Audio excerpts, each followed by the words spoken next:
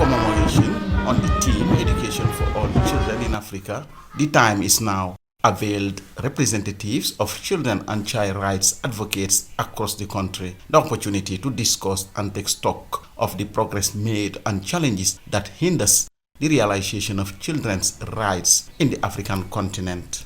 The Director of Policy Development, Strategic Planning and Reporting at the Ministry of Gender, Children and Social Welfare, Aida Jatta, said the government of the Gambia has placed high priority on education, especially that of the girl child, as demonstrated in the recovery-focused National Development Plan.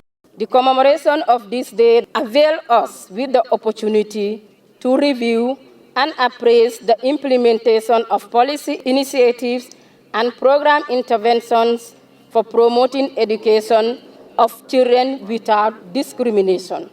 My ministry will double its efforts in enforcing existing legislations to prevent and respond to abuse, exploitation, and negligence, which can disrupt a child's education.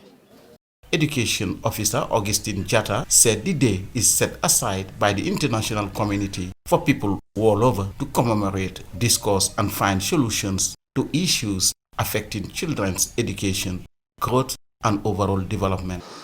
In addition to education being a noble requirement, education financing is a calculated move that opens doors to prosperity and sustainable development by ensuring that every child receives the quality education that they deserve.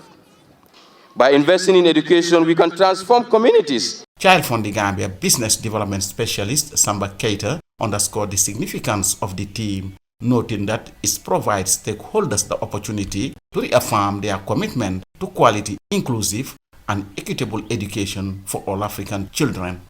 Our sponsorship program has created opportunities for tens of thousands of Gambians, most of whom are today contributing immensely towards the development of our nation. This is evident in a recent testimony by some of the professionals in various fields who benefited from Child Fund's sponsorship program. Action Aid International Executive Director Ndela Faye Koli underscored her agency's commitment to enhancing access to quality education for all children, regardless of their socio-economic background. Action Aid Gambia has a steadfast commitment to ensuring all children, regardless of their socio-economic background, have adequate access to quality education in rural areas, especially where resources and infrastructure are often limited. Jean-Pierre Kwame is the SOS Children's Villages National Director. SOS Children's Villages, we're targeting a very specific group, which is made up of children without parental care or at the risk of losing parental care.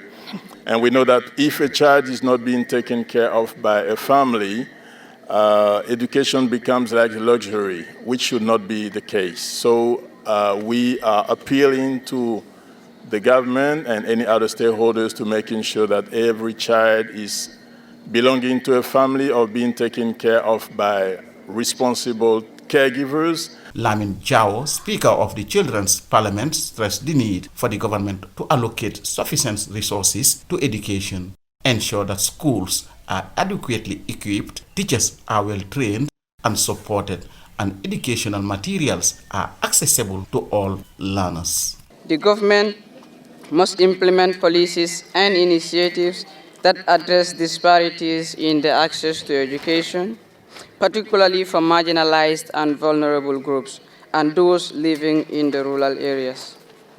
Inclusive education ensures that no child is left behind and that all have the equal opportunities to realize their full potential.